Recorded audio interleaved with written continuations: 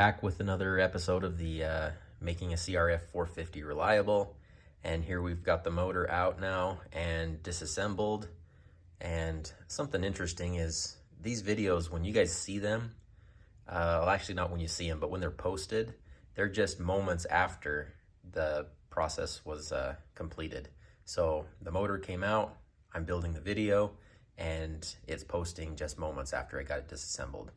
But here's the cylinder that I'm using. As you can see, I've clearanced it down in here a little ways. There, that's better. And I've still got to clearance the cylinder just a little bit for the oil squirter. As you can see, I've got it marked up there just a little bit.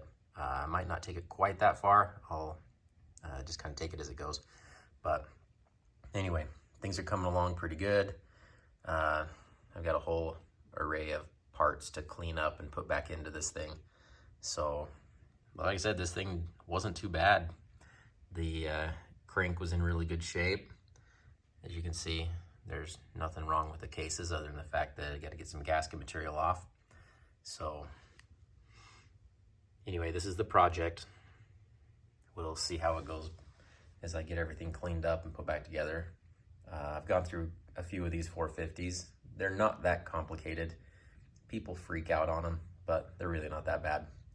So anyway, just thought I'd give you a quick little update. It's kind of short, but anyway, it kind of is what it is. Stay tuned.